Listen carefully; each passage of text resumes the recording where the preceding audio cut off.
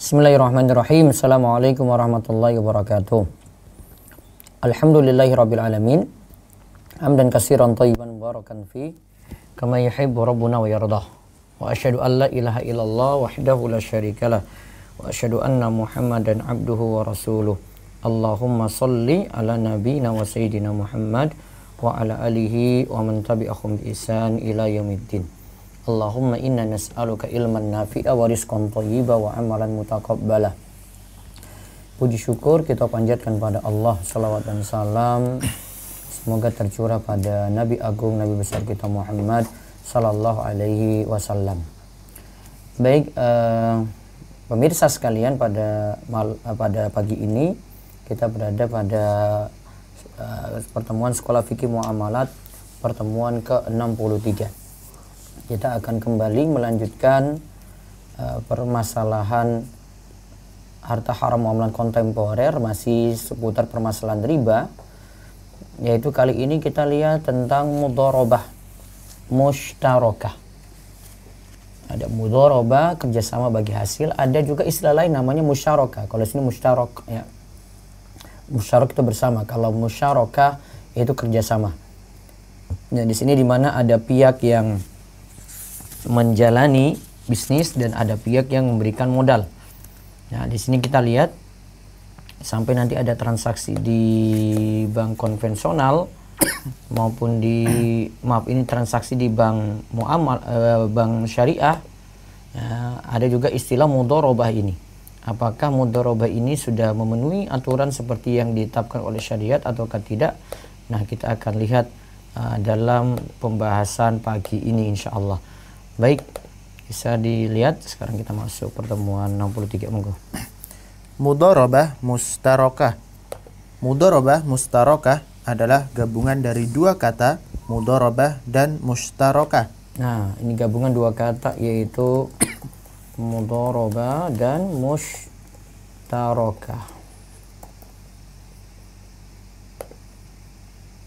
Ya, silakan.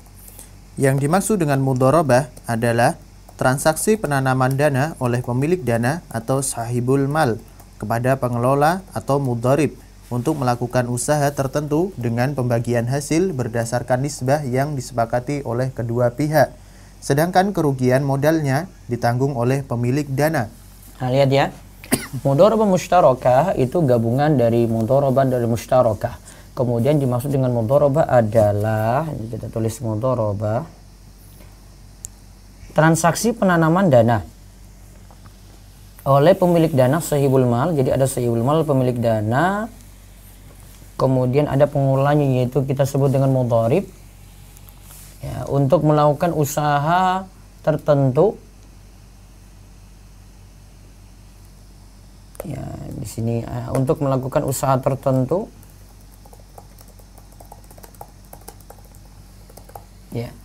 Kemudian dengan pembagian hasil berdasarkan nisbah yang disepakati, ya, sedangkan kerugian modal nantinya ditanggung oleh pemilik dana atau sahibul mal.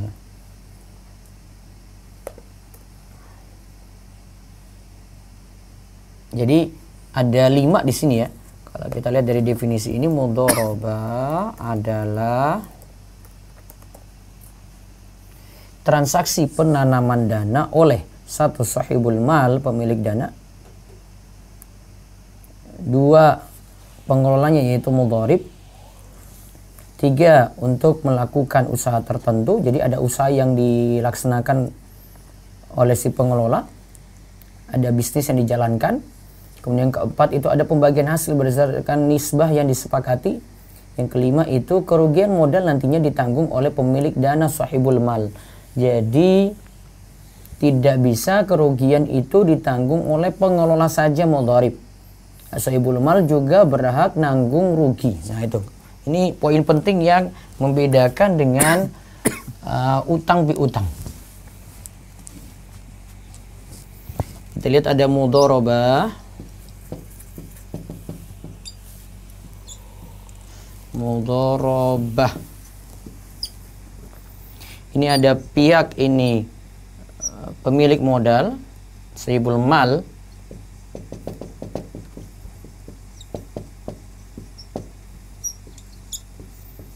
Kemudian ada pihak yang pengelola. Maka kalau pengelola ini rugi, maka pemilik modal juga ikut rugi. Beda dengan memberikan pinjaman ya, memberi pinjaman.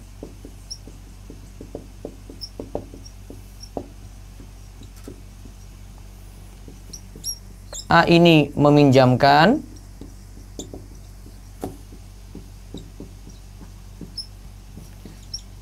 B ini memakai pinjaman,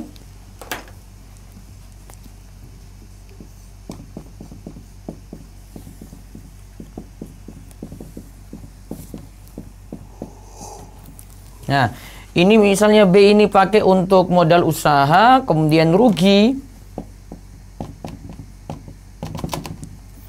A tidak menanggung.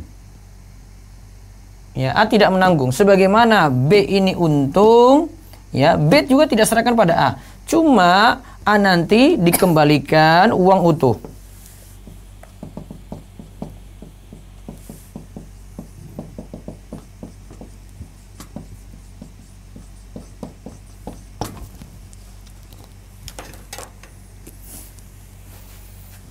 Nanti diisi.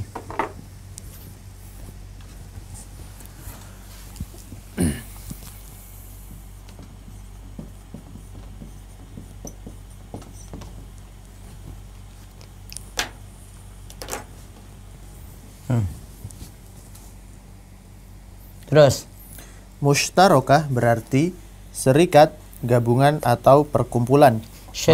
serikat ya, serikat, gabungan atau perkumpulan. Terus Maka mudharabah mushtarakah hakikatnya mudharabah biasa yang dimodifikasi untuk dijadikan produk perbankan syariah sebagai ganti dari tabungan atau deposito berbunga pada bank konvensional. nah, kalau mudharabah mushtarakah itu hakikatnya mudharabah biasa yang dimodifikasi untuk dijadikan produk perbankan syariat sebagai ganti dari tabungan atau deposito berbunga pada bank konvensional. Ya. Terus sekarang kita lihat, jadi kalau musyarakah itu artinya serikat, gabungan, perkumpulan ya. Adapun mudharabah musyarakah hakikatnya adalah mudharabah yang dimodifikasi untuk dijadikan produk perbankan syariat sebagai ganti dari tabungan atau deposito berbunga pada bank konvensional. Jadi ini produk perbankan syariat sebagai ganti tabungan atau deposito. Nah, terus sekarang kita lihat fatwa Majma' Al-Fiqhi Al-Islami. Sebagaimana didefinisikan oleh Majma' Al-Fiqhi Al-Islami, Divisi Fikih Oki dalam keputusan Muktamar nomor 123 dalam kurung 5 garis miring 13 tahun 2001 yang berbunyi mudharabah mushtarakah, yaitu mudharabah di mana para pemilik dana terdiri dari jumlah orang banyak yang memberikan dananya untuk dikembangkan oleh pihak kedua, yaitu bank, pada sektor yang dianggap mendatangkan laba. Terkadang sektornya tertentu. Para pemilik dana memberikan izin kepada pengelola untuk menggabungkan dana mereka menjadi satu, termasuk dana pengelola. Dan pengelola memberikan izin kepada para pemilik dana menarik seluruh dana mereka atau sebagiannya berdasarkan persyaratan tertentu. Ya, mudharabah musyarakah yaitu mudharabah di mana para pemilik dana terdiri dari jumlah orang banyak. Sekarang kita bahas mudharabah musyarakah itu ada pemilik dana itu berjumlah banyak.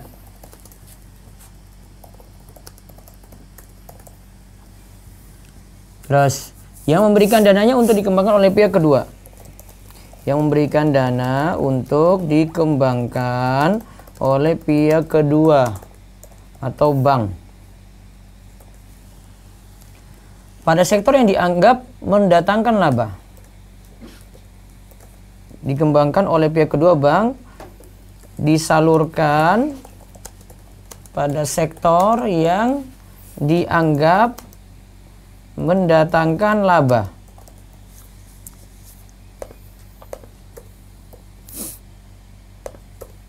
Terus lihat, terkadang sektornya tertentu. Nah, para pemilik dana memberikan izin kepada pengelola untuk menggabungkan dana mereka menjadi satu. Ya, seperti tadi ya, pemilik dana itu berjumlah banyak. Dan dananya dikelola menjadi satu. Termasuk dana pengelola. Dan pengelola memberikan izin kepada para pemilik dana menarik seluruh dana mereka atau sebagiannya berdasarkan persyaratan tertentu. Pemilik dana itu berjumlah banyak dan dananya dikelola menjadi satu, termasuk pengelola ikut menyumbang dana. Nah, pengelola ini memberikan izin pada para pemilik dana menarik seluruh dana mereka atau sebagiannya berdasarkan persyaratan tertentu. Nah, dana boleh ditarik oleh pemilik dana seluruhnya atau sebagiannya berdasarkan persyaratan tertentu. Terus Di dalam keputusan muktamar juga dijelaskan hubungan pihak yang terkait dalam mudharabah mushtarakah yang berbunyi, gabungan para investor adalah sahibul mal, hubungan mereka satu dengan lainnya termasuk pengelola. Jika menggabungkan dananya juga adalah musyarakah. Pihak yang bertanggung jawab mengembangkan dana yaitu mudharib atau pengelola, perorangan atau perseroan seperti bank dan lembaga keuangan syariah. Hubungan antara mudharib dan sahibul mal adalah mudharabah atau qirat. Pihak pengelola dipercayakan untuk mengambil kebijakan serta mengatur investasi. Apabila mudharib mempercayakan kepada pihak ketiga untuk mengembangkan dana, maka kebijakan tersebut merupakan mudharabah kedua antara mudharib pertama yaitu bank dengan pihak ketiga, dan status bank bukan sebagai perantara antara pihak ketiga dan pemilik dana, pemilik rekening investasi mudharabah. Nah, gabungan para investor adalah sahibul mal. Jadi yang pemilik dana yang tadi kita sebut ya. Dalam mudharabah musyarakah ini, hubungan mereka satu dengan yang lainnya termasuk pengelola adalah musyarakah. Nah, di sini tadi pemilik dana itu jumlahnya banyak, dananya dikelola menjadi satu termasuk pengelola ikut menyumbang dana. Nah, kerjasamanya ini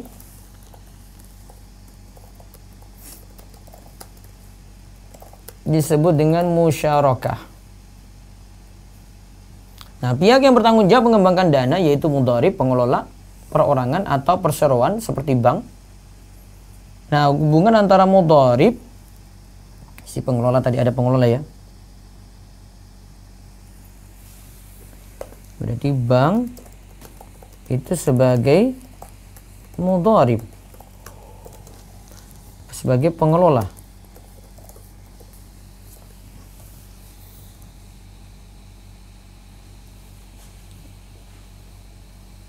Yaitu pihak yang bertanggung jawab mengembangkan dana.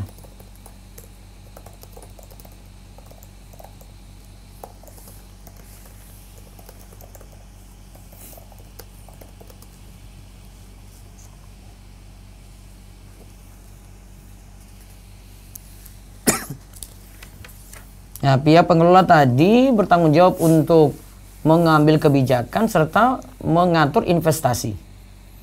Nah, apabila mudharib mempercayakan kepada pihak ketiga untuk mengembangkan dana, maka kebijakan tersebut merupakan mudharabah kedua antara mudharib. Nah, ini apabila mudharib mempercayakan pihak ketiga lagi. Nah, ini ada pihak ketiga lagi.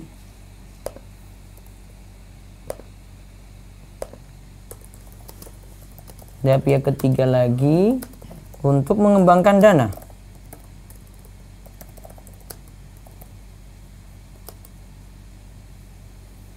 Maka kebijakan berubah menjadi mudharabah kedua antara mudharib pertama yaitu bank dengan pihak ketiga.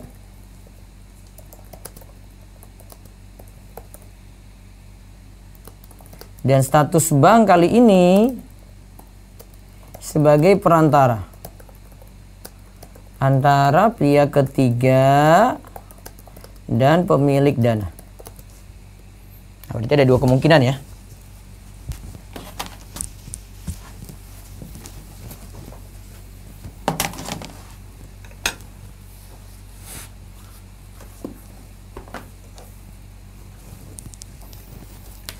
Jadi ini pemilik modal sohibul mal serahkan pada bank. Bentuk pertama ini sohibul mal.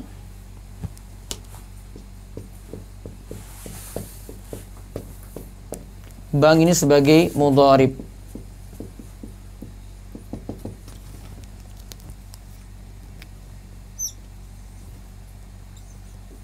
Kasus pertama. Kasus kedua, ada pemilik modal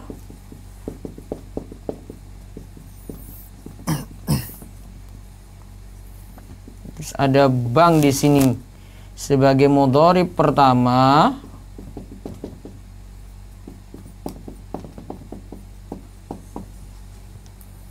Terus ada pengelola. Bank di sini juga sebagai perantara. Pengelola di sini sebagai mudharib kedua. Nah itu.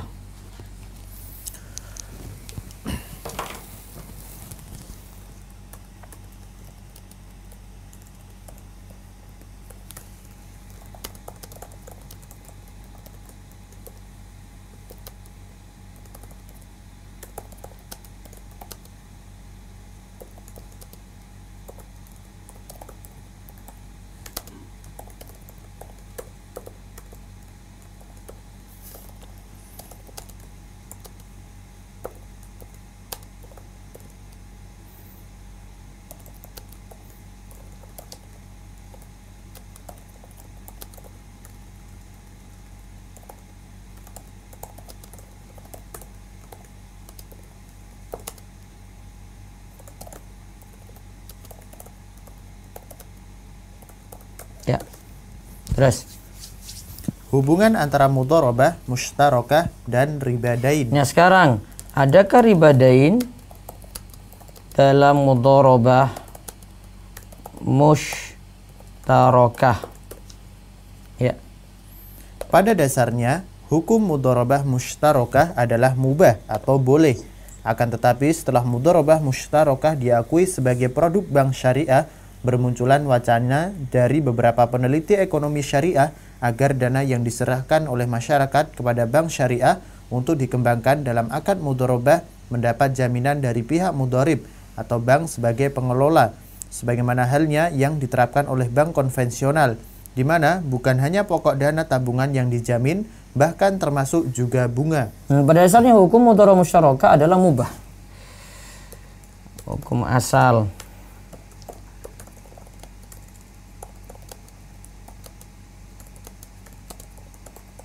mudharabah mushtarakah adalah mubah atau boleh.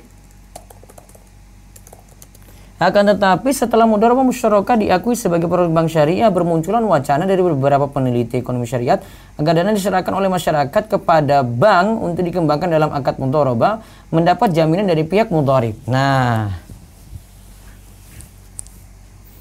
ini kan si pemilik modal.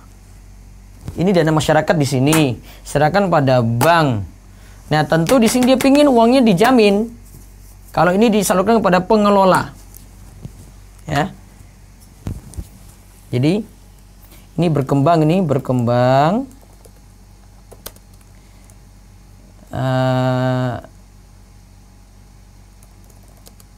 dana masyarakat diminta untuk dijamin. Nah, ingat ya kata dijamin. Jadi ini dijamin. Ini dana masyarakat kepada bank. Ini dijamin oleh bank. Karena kalau pengelola gagal, ini harus dijamin pemilik modal tetap punya gitu. Tetap punya dana tersebut. Nah, dana masyarakat diminta untuk dijamin. Ingat kata dijamin ya.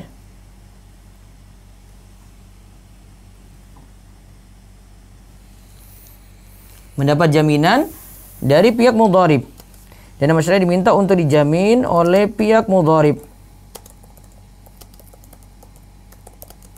Pihak mudharib yaitu bank sebagai pengelola. Sebagai halnya yang diterapkan oleh bank konvensional di mana bukan hanya pokok dana tabungan yang dijamin, bahkan termasuk juga bunga. Nah, jadi di sini berkembang akad mudharabah musyarakah ini, dana masyarakat diminta untuk dijamin oleh pihak mudharib, yaitu bank sebagai pengelola tadi. Terus, para peneliti tersebut berdalih dengan mengkiaskan mudharabah musyarakah dengan ajir musyarak, orang upahan yang bekerja memberikan jasa untuk orang banyak, seperti penjahit yang menerima jahitan dari banyak orang. Nah, mereka menganggap bahwa mudharabah musyarakah itu sama dengan ajir mustarak. Nah, ajir mustarak di sini seperti orang upahan yang bekerja memberikan jasa untuk orang banyak, seperti penjahit yang menerima jahitan dari orang banyak. Nah, dianggap seperti orang yang memberikan jasa. Terus, ajir mustarak berbeda hukumnya dengan ajir khas. Khas atau orang upahan yang bekerja memberikan jasanya untuk orang tertentu seperti sopir pribadi. Ya, ajir itu orang yang diupahi ya. Terus, ajir khas tidak diwajibkan mengganti kerugian pada barang yang digunakannya jika terjadi kerusakan atau lenyap tanpa ada unsur kelalaiannya. Nah, misalnya sopir tadi atas kalau dia tidak lalai, kok mobil itu tiba-tiba dirampok, dia tidak ganti rugi. Terus, seperti kerusakan mobil jika terjadi kecelakaan lalu lintas yang terjadi di luar kehendak sopir pribadi, maka ia tidak wajib mengganti kerusakan mobil. Nah, kalau ada ajir mustarak, ada ajir khas. Tidak di ajir khas itu, jadi ada istilah ajir khas, di mana ia memberikan jasa untuk orang tertentu. Orang tertentu. Jika terjadi kerusakan atau lenyap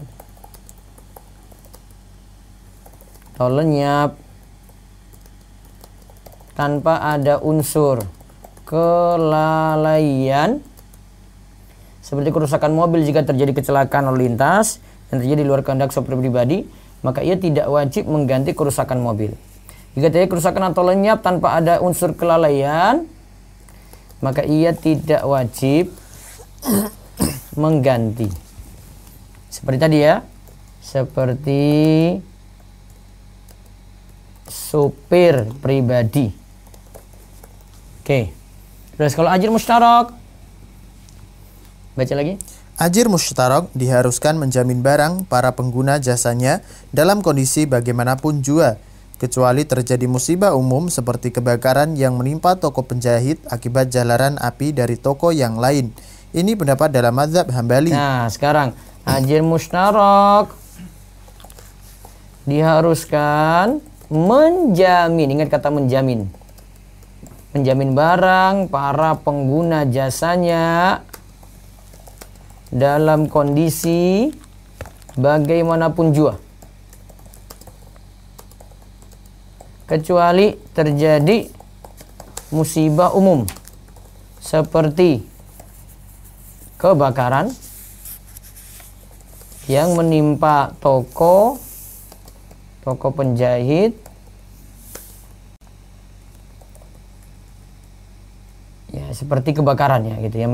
Tadi contoh sini ada toko penjahit akibat jalan api dari toko yang lain. Nah, inilah pendapat dari mazhab Hambali. Terus, dengan tujuan agar ajir musyarak tidak semena-mena terhadap harta para pengguna jasanya. Dengan demikian dapat dikiaskan mudharabah musyarakah dengan ajir musyarak. Nah, mudharabah musyarakah itu katanya disamakan dengan ajir musyarak karena mudharib dalam hal ini yaitu bank menerima dana dari orang banyak.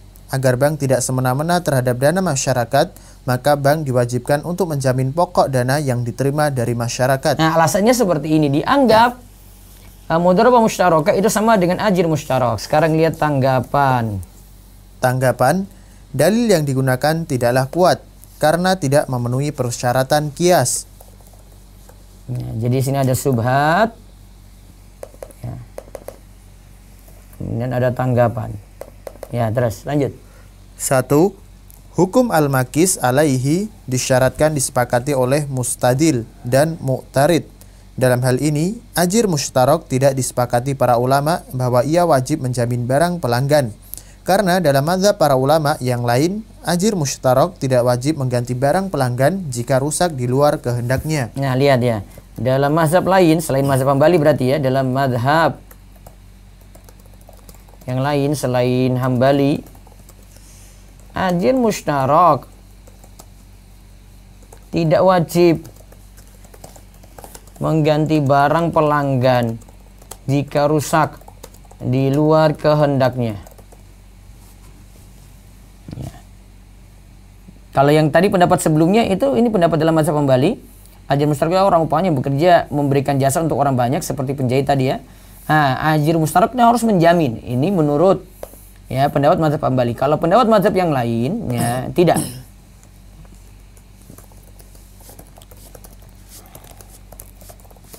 Terus 2.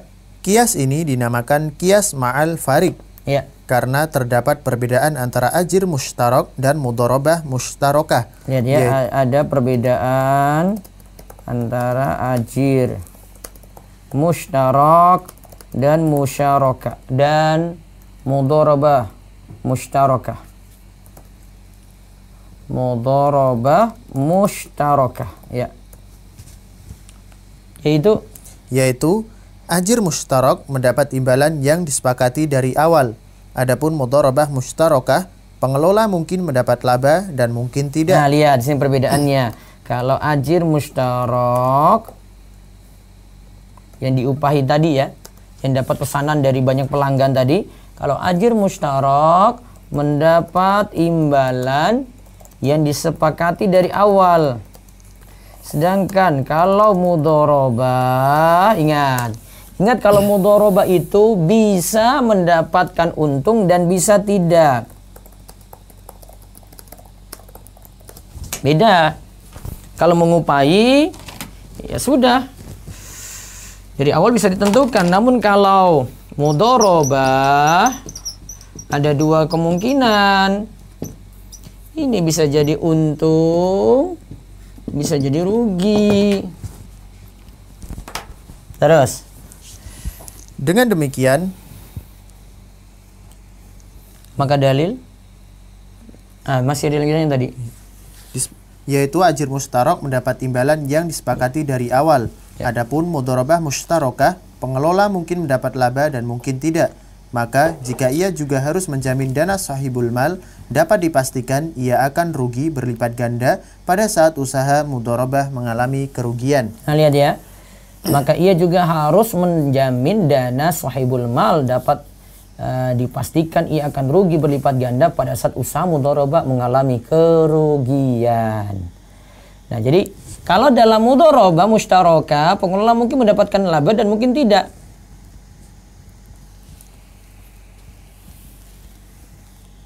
Maka jika ia juga harus menjamin dana sahibul mal, maka ia akan mendapatkan rugi berlipat ganda.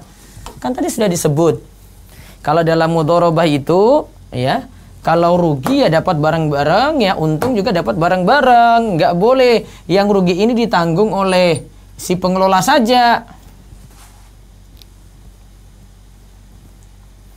Maka jadinya sifat dana ini, sifat dana mudharabah itu tidak dijamin. Ingat kata ini baik-baik. Tidak dijamin. Gak boleh ada jaminan. Pokoknya saya tanam modal di sini, modal saya balik, itu nggak ada. Ya, uang tidak dijamin oleh mudharib. Ingat ya, kalau dalam mudharabah. Kalau dalam kredit atau qardun, uang dijamin oleh debitur. Ya, oleh yang minjam, dia jamin uang itu balik. Itu bedanya.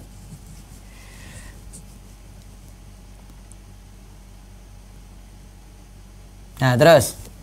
Dengan demikian, maka dalil yang dikemukakan oleh para peneliti tersebut tidak dapat dipegang. Nah, ini tidak dapat dipegang. Nah, lihat alasannya, ada beberapa fatwa disebutkan berikut ini dan alasan-alasan dalil. Wacana bahwa bank syariah wajib menjamin dana nasabah pada kontrak mudharabah mushtarakah ditentang keras oleh para ulama sehingga Majma' al-Fiqih al-Islami Divisi Fiqih Oki mengeluarkan keputusan dalam Muktamar ke-13 di Kuwait nomor 123 dalam kurung 5 garis miring 3 tahun 2001 yang berbunyi, mudharib atau pengelola adalah pihak yang menerima amanah. Ia tidak menjamin dana bila terjadi kerugian atau dana hilang kecuali ia melalaikan amanah atau ia melanggar peraturan syariah atau peraturan investasi. Hukum ini berlaku untuk mudharabah fardiyah atau perorangan ataupun mudharabah mushtarakah. Dan hukum ini tidak berubah dengan dalil mengkiaskannya dengan ajir mushtarak. Nah, jadi mudharib atau pengelola adalah pihak yang menerima amanah. Ia tidak menjamin dana. Ingat baik-baik. Ya, uang tidak dijamin oleh mudharib. Bila terjadi kerugian atau dana hilang, ya, kecuali ia melalaikan amanah.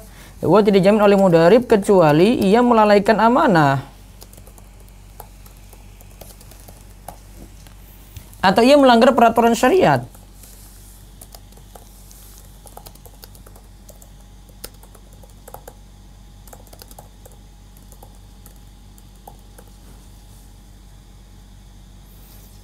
Atau peraturan investasi, karena mungkin ketika usaha ini dijalankan ada aturan-aturan. Ini SOP-nya kayak begini, gini, nah itu. Jadi bank itu ketika menerima dana dari orang banyak, bank diwajibkan untuk menjamin pokok dana yang diterima dari masyarakat. Nah, ini nggak boleh. Keliru nih.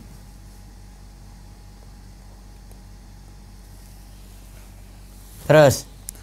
Yang menjadi dalil para ulama mengharamkan mudharib wajib menjamin dana pihak investor dari kerugian adalah sebagai berikut. Nah, sekarang alasan. Ya. Mudharib disyaratkan menjamin dana, ya. Ini dihukumi haram. Ya. Jadi para ulama mengharamkan mudharib,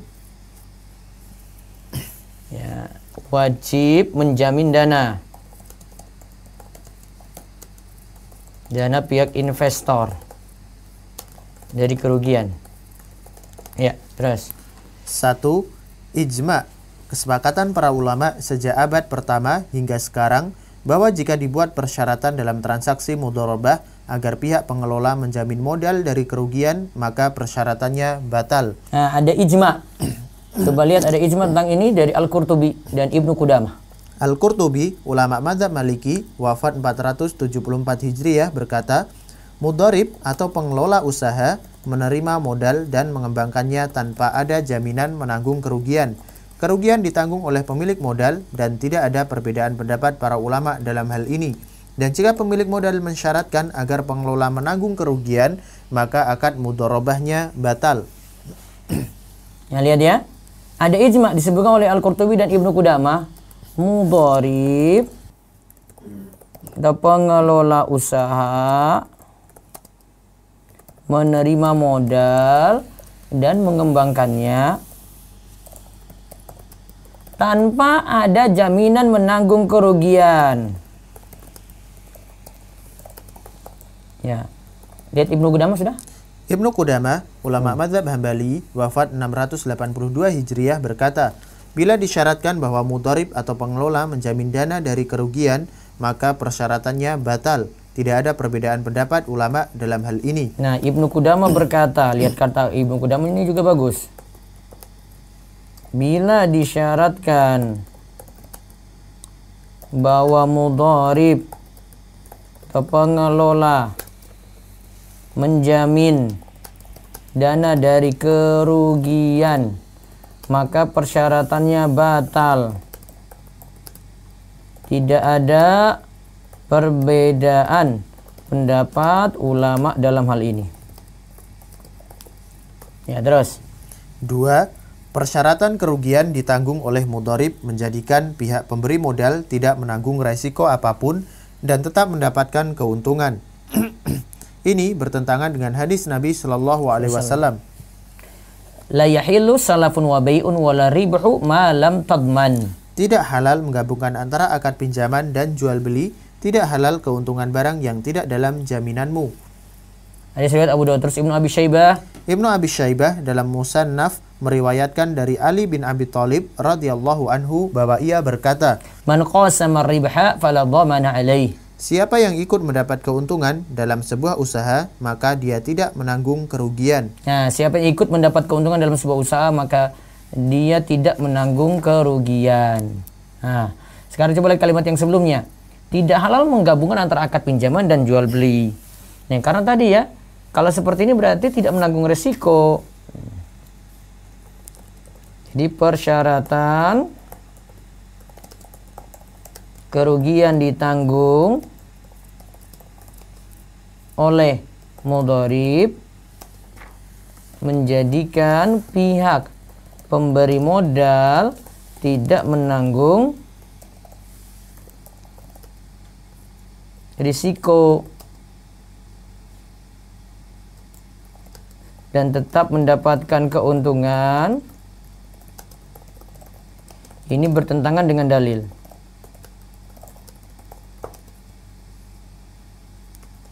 Tidak halal menggabungkan antara akad pinjaman dan jual beli. Juga tidak halal keuntungan barang yang tidak dalam jaminanmu. Ya. Nah, terus alasan yang ketiga. Perbedaan yang mendasar antara mudharabah dan qard atau kredit adalah dana yang diterima oleh mudharib tidak dijamin dari kerugian, sedangkan dana yang diterima dari kreditur wajib dijamin oleh pihak debitur. Nah, lihat, ini kalimatnya ya. Kalau mudharabah itu uang tidak dijamin oleh mudharib, kalau kredit atau qardun uang dijamin oleh debitur. Nah, ini perbedaan yang patut diingat.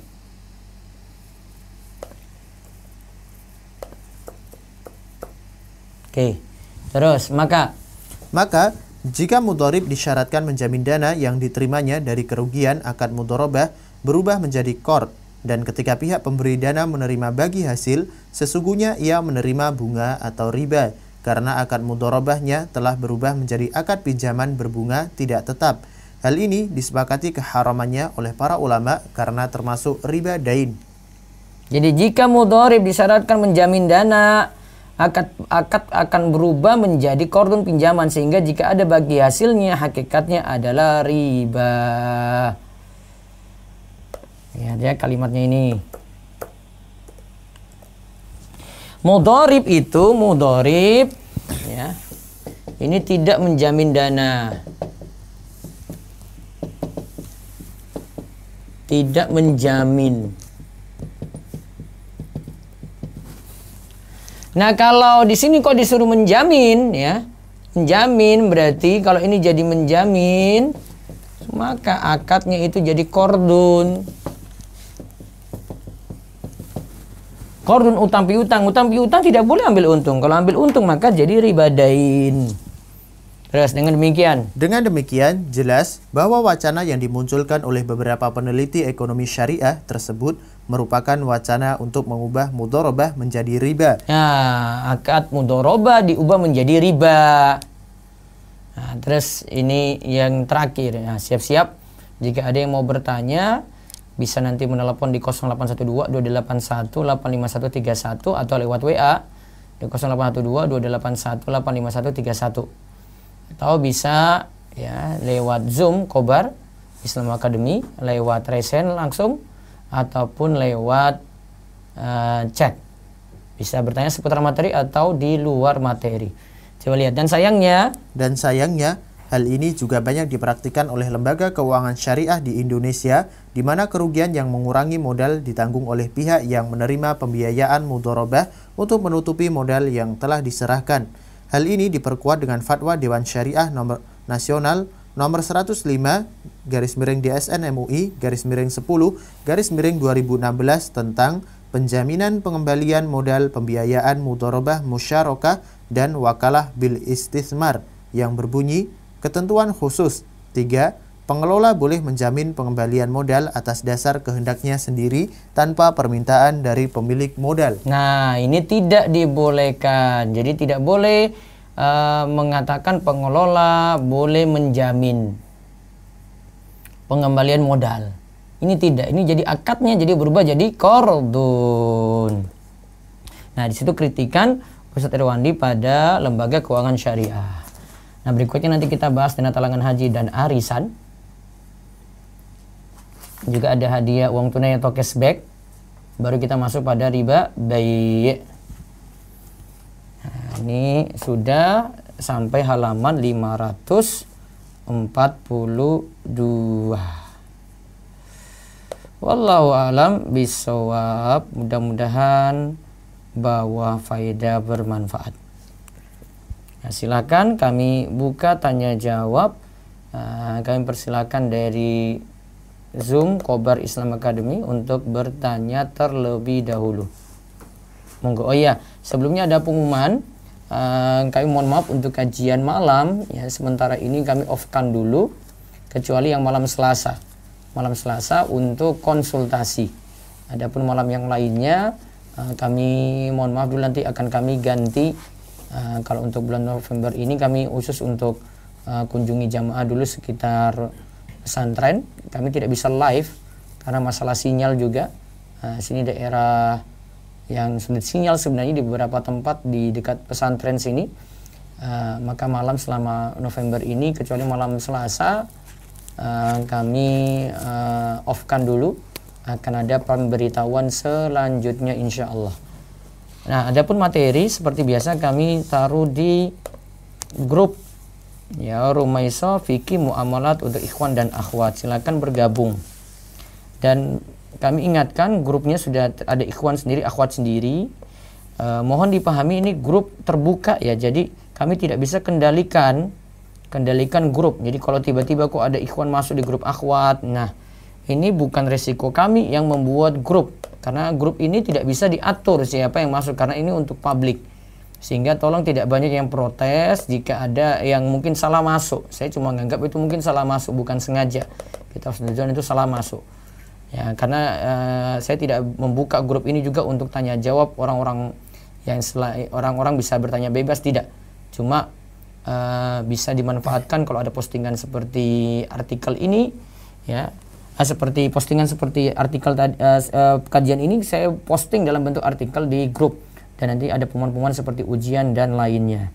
Jadi mohon banyak maklumi, beri uzur ya, kita tidak bisa mengatur grup karena kalau di Telegram itu grup terbuka ya, jadi banyak-banyak maklumi, tidak banyak protes.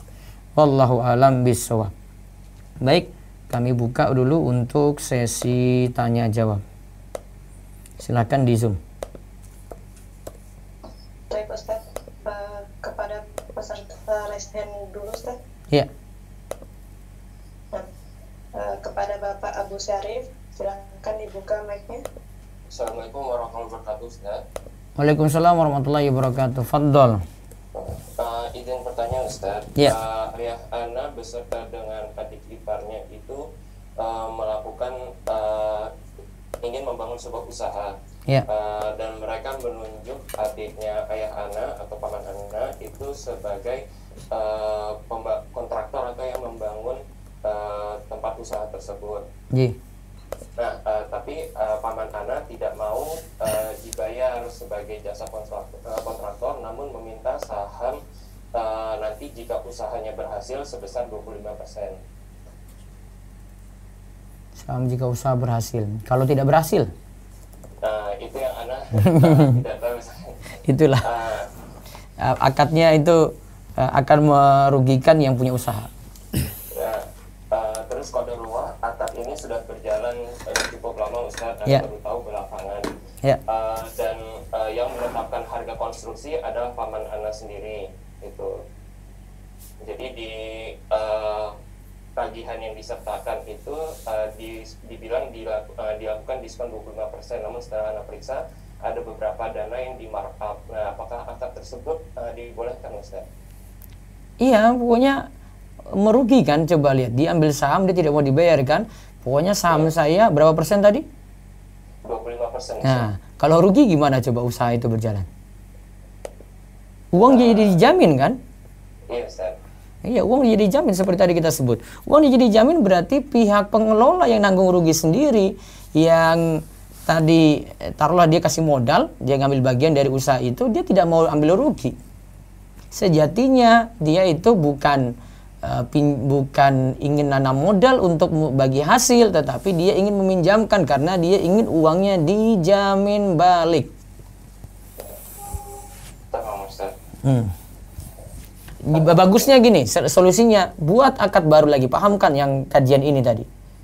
Tamam Ustaz. Iya, buat akad baru lagi, jelaskan saja. Kita nggak mau ini Pak, bukan ini apa masalahnya dengan paman ya, bicara baik-baik ya. Nah, kita ingin juga supaya dari pihak pemodal yang tadi menginginkan kalau dia kan sudah tadi tidak mau dibayar awal, tapi ingin dapat bagi hasil di situ kan. Nah, tetap dia juga harus menanggung rugi jika usaha ini tidak jalan atau merugi. Gitu aja perjanjian berikutnya. Tamam Ustaz. Ya. Izin pertanyaan kedua Ustaz, J. lanjutkan. Jadi qadarullah Ayahana ingin menjual bangunan tersebut karena ternyata qadarullah belum sanggup berjalan usahanya, namun konstruksinya di luar dari masa tenggang yang diberikan. Nah, lalu Ayahana beserta dengan abang iparnya itu abang iparnya itu sudah mengeluarkan uang sebesar 50 miliar, dan pada saat mau menjual itu dilakukan penilaian oleh pihak ketiga dan ternyata nilai bangunannya hanya sebesar 29 miliar. Nah, itu kerugiannya bagaimana ya Ustadz ya? Dengan akad yang seperti tadi pembagiannya. Kok bisa jatuh banget itu tadi 50 miliar itu apanya? Jadi dana yang sudah dikeluarkan dari Ayahana dan abang ipar itu masing-masing 20 miliar sudah dikeluarkan. Nah, cuman qadarullah pada saat dilakukan penilaian oleh pihak ketiga oleh appraisal KJPP itu keluar nilainya nilai bangunan sebesar 29 miliar. Rugi dong berarti. Rugi Ustaz, 21 miliar. Terus? Nah, dengan akad seperti tadi itu bagaimana ya pembagian ruginya? Nah, tadi 50 miliar diserahkan kepada kontraktor berarti. Betul Ustaz. Dia yang bangun. Ternyata dihitung-hitung harga bangunan itu layaknya cuma 29 miliar. Betul Ustaz. 29 miliar. Ya berarti dia untung, si kontraktor itu untung 21 M. Iya Ustaz. Ini kan jual jasa berarti. Nggak masalah untuk dia. Oh. Iya kan? Tadi pembagiannya dia minta 25% dari saham Ustaz. Nah, itu yang masalah di situ. Suruh bangun, dia bangun toh, terus sudah ambil untung sebenarnya. Bang Ustaz. Nah, iya kan? Dia untungnya double itu, Pak. Enak banget. Coba hitung-hitung aja sendiri deh.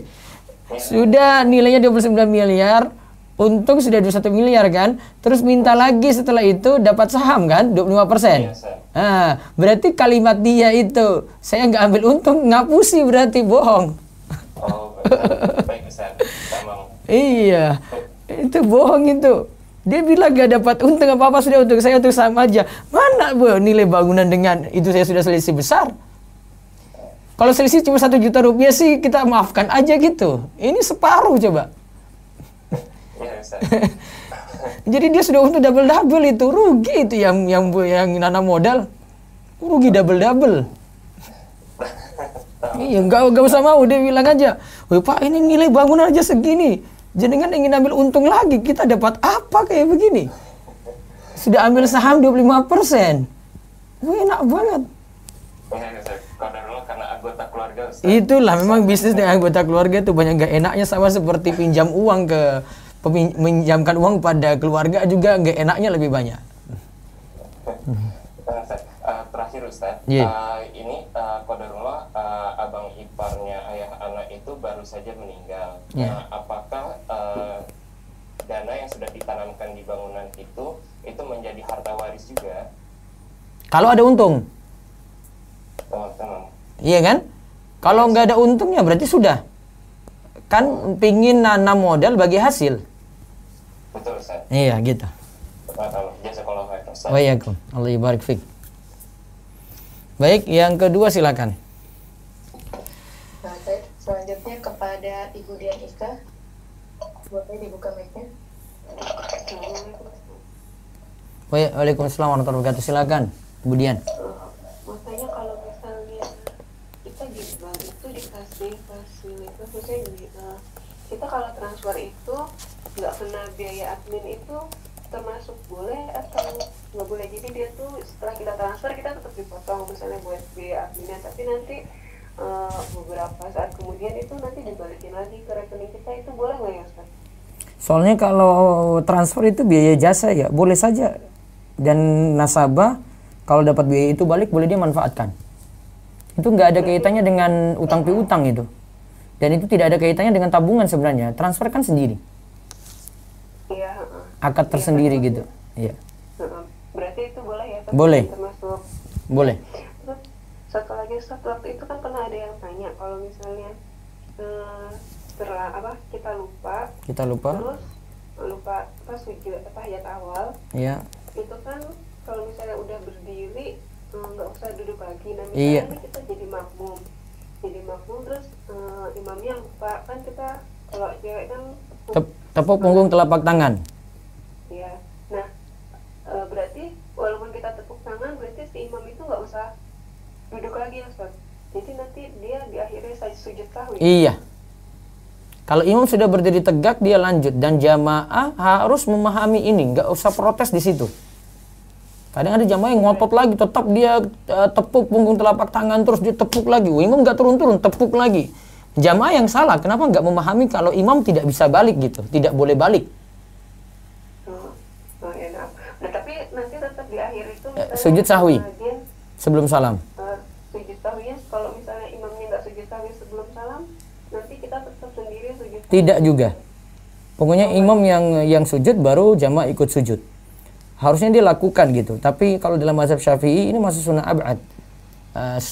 Sujud sahwi itu ada ketika sunnah ab'ad ditinggalkan seperti tahiyat awal tadi. Tapi untuk melakukan sujud sahwi kalau menurut ulama Syafi'i tidak wajib. Wallahu a'lam. Nggak wajib juga nanti. Iya. Termasuk sunnah. Iya. Wa yakum. Baik, satu lagi dulu baru saya jawab dari chat, monggo. Selanjutnya kepada Bapak Eko, silakan dibuka mic-nya. Nah, Assalamualaikum Ustaz. Waalaikumsalam warahmatullahi wabarakatuh. Silakan Bapak Eko. Izin bertanya Ustaz. Iya. Yang pertama, apabila metode yang ada di lembaga keuangan syariah kita itu kan masih banyak pakai metode mudharabah mustarokah. Iya. Ini kan masih kategori abu-abu ya Ustadz ya. Iya. Kita kalau bisa dikatakan riba lah.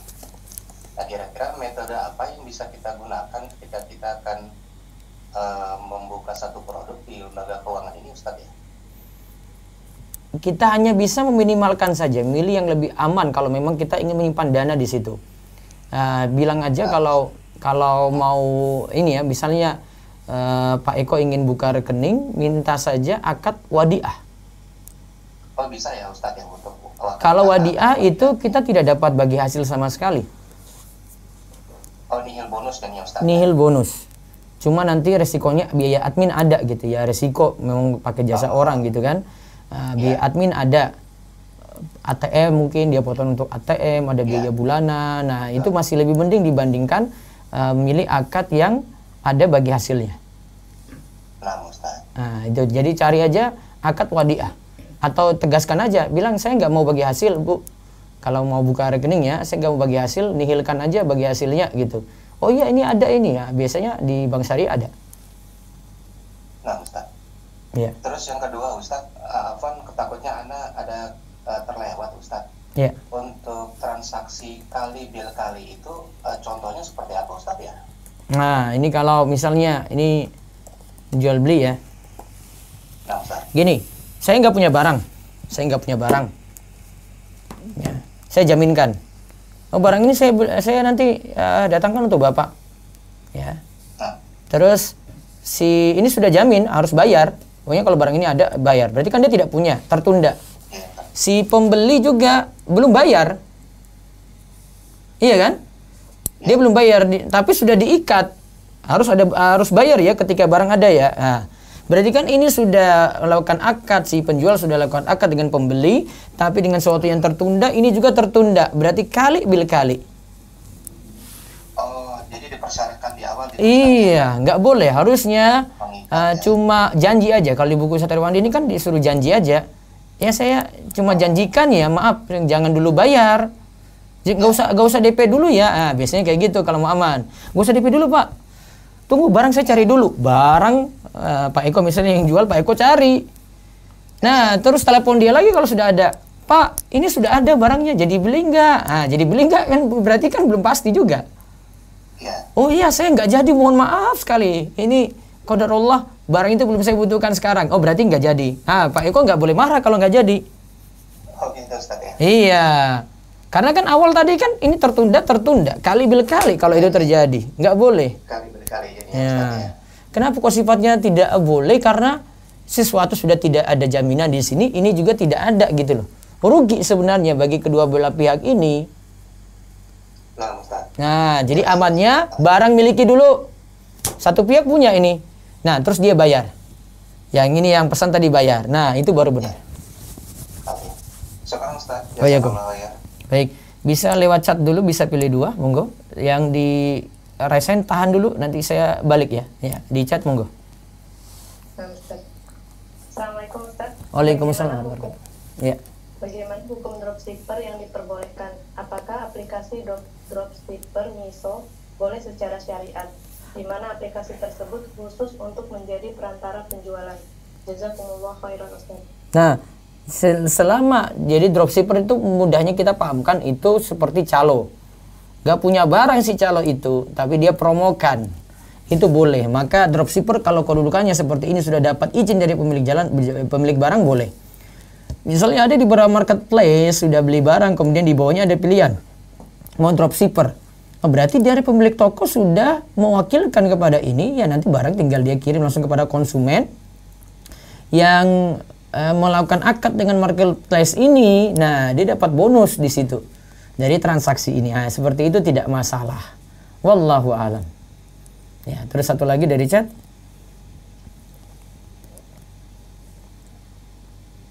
Bismillah, Assalamualaikum Ustaz, izin bertanya. Anak Waalaikumsalam pernah menjadikan uang kepada bulan, Ya. namun anak lupa pastinya berapa. Seingat anak antara misal 1 atau 2 juta. Ya. Ketika anak tanya kepada bulan, beliau pun lupa pastinya berapa. Beliau Ya. ingat kisarannya misal 1,5 atau 2 juta. Ya.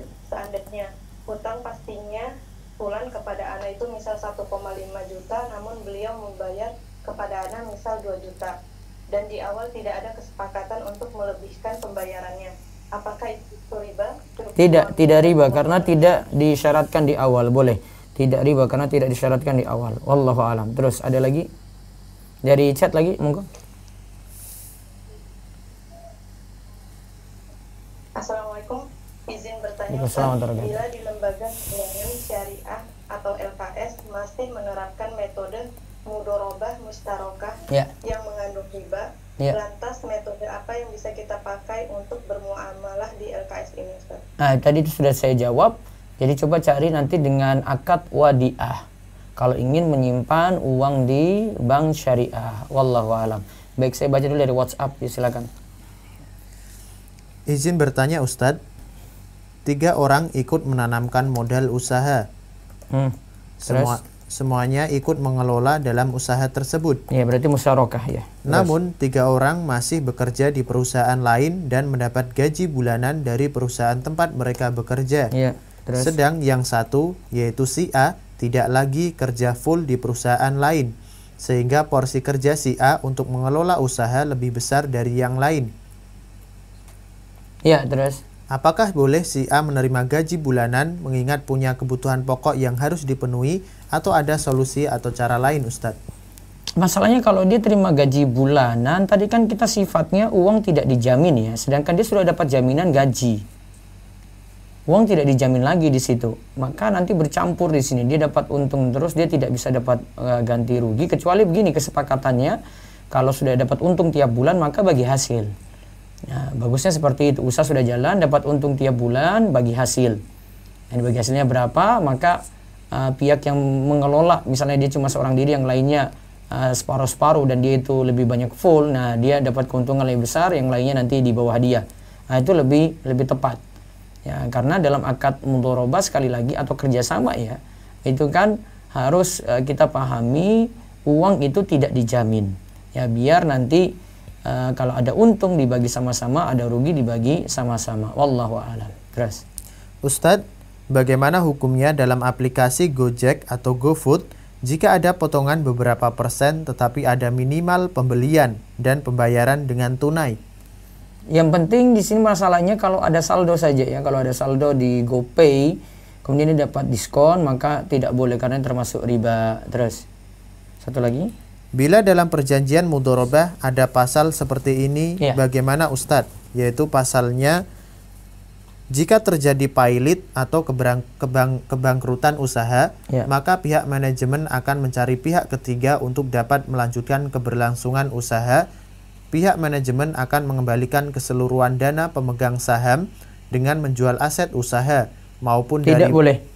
Akadnya itu berarti uang dijamin. Ini sama saja berubah dari mudharabah menjadi qardun, peminjaman. Baik, terus dari Zoom lagi masih ada resen 2, silakan. Ustaz, silakan kepada Bapak atau Ibu Afridah, boleh dibuka mic-nya. Iya, jazakillah khairum. Assalamualaikum warahmatullahi wabarakatuh, Ustaz. Waalaikumsalam warahmatullahi wabarakatuh. Begini Ustaz, kami waktu itu buat perusahaan travel. Nah, masing-masing kami ada 5 orang. Kemudian kami untuk naruh modal itu 5 juta. Sementara kami ini masing-masing punya jabatan lah. Nah, tapi si direktur utamanya ini lebih besar. Nah, dia memberikan modal itu kurang lebih 700 juta ya, Ustaz. Nah, qadarullah masafal, di suatu waktu tuh ternyata tim yang marketing kami ini, direktur marketingnya ini nggak benar gitu kan. Nah, kemudian dia itu tidak mau bertanggung jawab, artinya dia kabur.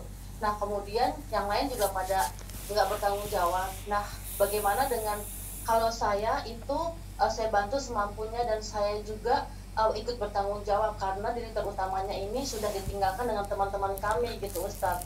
Nah, bagaimana uang yang ada di marketing kami karena dia sudah salah dalam manajemen modal dari direktur utama, apakah dia itu harus membayar atau bagaimana, Ustaz? Jadi ada modal, kemudian usaha jalan, terus ada direktur situ ya, terus ada kesalahan dalam pemegangan uang. Iya, karena nih marketingnya nih dia bilang katanya pokoknya nanti apa-apa gue yang ngurus, gue yang ngatur katanya. Kan kita kan travel haji dan umrah Ustadz. Nah, kemudian di tengah jalan tuh dia tidak konfirmasi masalah-masalah yang ada yang dihadapin, dia cuma menggampangkan masalah gitu loh. Dia hanya bilang udah pokoknya tanggung jawab gue gini. Jadi dia istilahnya tuh seakan-akan dia yang paling pintar gitu loh, Ustadz. Jadi gimana? Dia berani. Nah, ya kalau itu keteledoran dirinya, ya dia tanggung jawab untuk modal tadi. Kita sudah coba Ustadz ke rumahnya bolak-balik pakai pengacara segala macam, malah handphone saya diblok gitu kan ya. Itu gimana, Ustadz? Ya berarti sudah itikat nggak baik, Bu. Nggak mau kembalikan. Nah, kemudian yang kedua itu kan jemaah saya itu transfer ke dia, Ustadz, sebesar 150 juta. Ya kan? Nah, kemudian sudah sisanya tinggal 100 juta. Nah, sementara ini 100 juta ini adalah pinjaman dari direktur, dari para pemasuk modal gitu Ustadz. Nah, apakah saya juga harus bayar ke direktur saya, padahal saya tidak tahu apa-apa gitu loh, hanya yang bertanggung jawab marketingnya, karena dia bilang pokoknya ke gue aja, dia bilang gitu kan Ustadz ya, untuk DP-nya. Ternyata dia tidak menjalankan hal itu gitu loh, enggak amanah. Nah, apakah saya berkewajiban untuk mengganti yang 100 juta itu Ustadz? Tidak, dia yang ganti, yang melakukan kesalahan. Oh, na'am Ustadz. Na'am. Afwan Ustadz, satu lagi. Terus bagaimana, apakah kita boleh melaporkan dia ke polisi atau gimana Ustadz? Karena dia tidak ada etikat baik. Boleh, karena dia telah melakukan tidak penipuan. Iya, tapi qadarullah transfer itu buktinya tuh dia semua. Gitu loh. Ada yang ada yang enggak, jadi nggak lengkap gitu Ustadz. Nah, itulah nggak kuat dibukti, berarti agak sulit. Coba kerjasama dengan, coba tanya-tanya kepada pengacara ini bagaimana untuk membuktikan ini gitu. Oh, berarti semuanya tanggung jawab ada sama dia ya Ustadz ya? Iya. Baik Ustadz, jazakallahu khairan, barakallahu fiik Ustadz. Assalamualaikum warahmatullahi wabarakatuh. Baik, yang berikutnya Pak Herman, silakan. Assalamualaikum warahmatullahi wabarakatuh Pak Ustadz. Waalaikumsalam warahmatullahi wabarakatuh.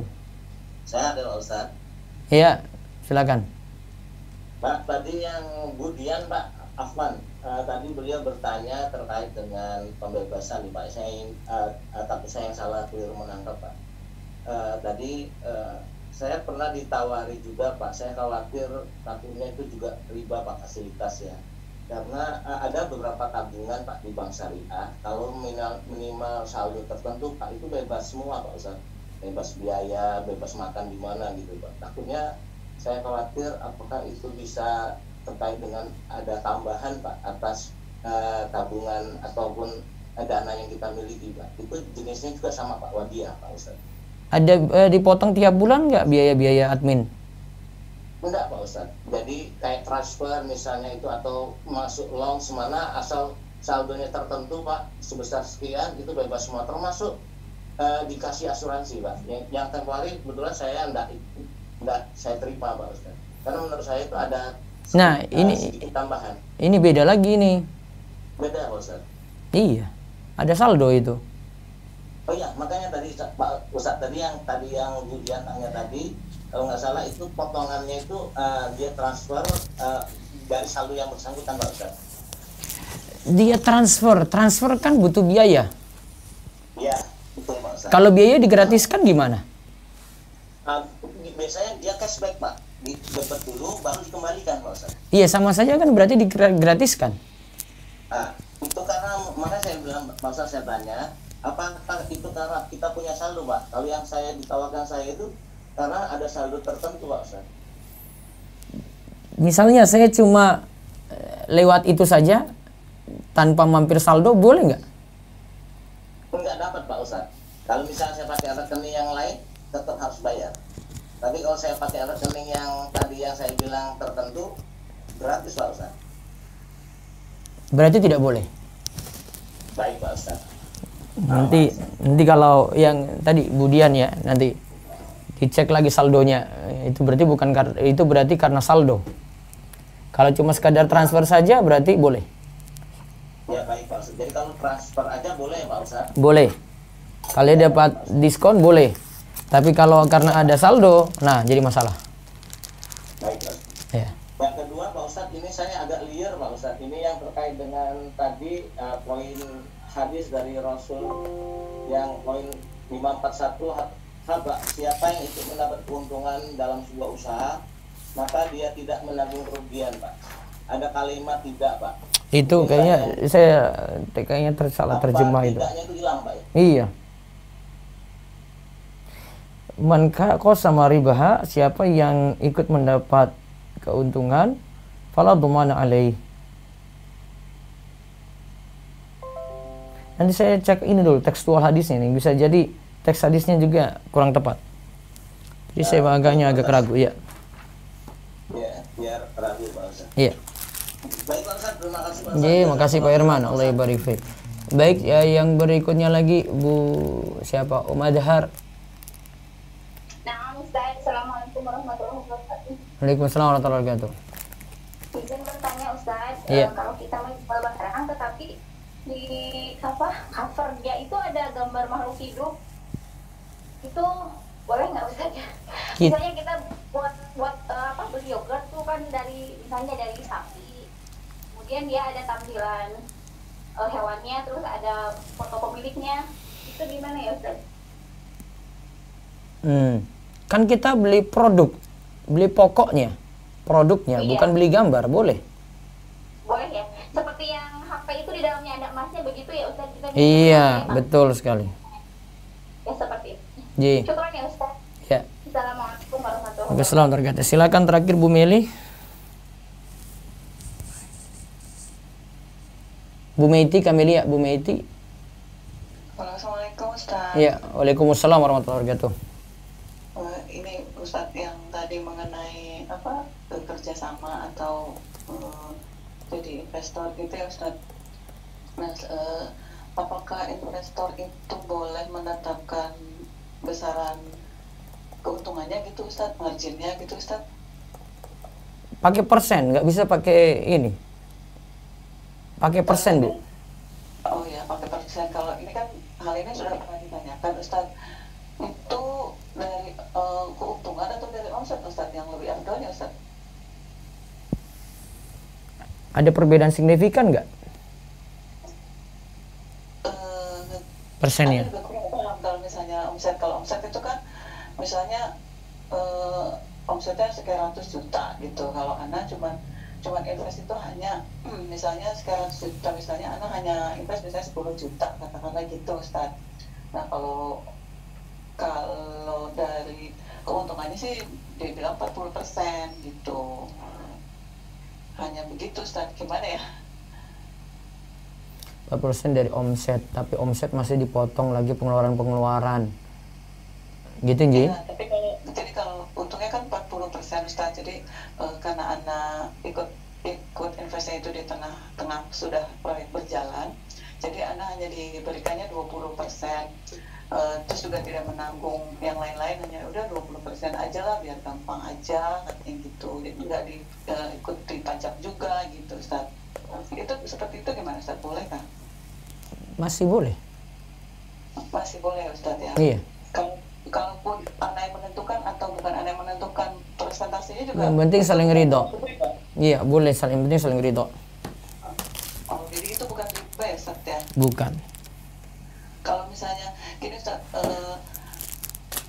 karena ini juga baru mau nyoba invest gitu ya Ustaz, Anda itu bukan enggak berani untuk menanggung kerugiannya gitu loh Ustaz, gimana Ustaz?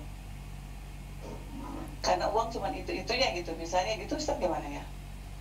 Disampaikan ke Berani nanggung rugi nggak? ya itu belum, karena dana yang ada ya hanya itu aja gitu loh Ustaz. Ya kalau gitu nggak usah nanam modal, Bu. Resiko bagi ibu. Jadi ininya apa Ustaz? Kerjasamanya atau ininya apa Ustaz? Kalau mau bagi hasil seperti itu, siap nanggung rugi. Artinya uang tidak dijamin, Bu.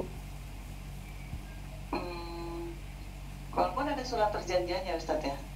Walaupun ada surat perjanjiannya. Nah, surat perjanjiannya berarti akadnya batil. Oh gitu. Satu lagi Ustaz, kalau misalnya yang Ustaz sampaikan itu kan uang dari pesangon lembaga ribawi itu, Anda belum cukup paham yang boleh Anda gunakan itu seberapa dan apanya gitu. Kalau ibu masih punya penghasilan yang lain, misalnya ada yang bekerja terus punya penghasilan yang lain, dia pakai penghasilan yang lain yang halal, tidak pakai itu. Tetapi kalau cuma dari situ saja untuk kehidupan dia, berarti dia boleh manfaatkan karena dia miskin. Kalau ini kan kaderullah suami sih masih bekerja ya Ustadz ya. Iya. Cuman itu kan memang murni pure hasil penghasilan anak gitu, karena dari pesangon dari dulu anak bekerja gitu loh Ustadz. Iya. Jadi anak boleh memanfaatkannya untuk apa aja Ustadz? Kebutuhan pokok saja. usaha yang tadi gimana Ustaz? Usaha Yang tadi invest tadi. Iya. Karena tidak ada modal lain selain itu. Iya Ustaz. Kalau tidak ada modal lain boleh. Oh, kalau tidak ada modal lain boleh. Nah, satu lagi gini Ustaz, kan Ana juga waktu pas pada saat resign itu masih ada dana di lembaga BPJS Ustaz. Belum Ana ambil gitu.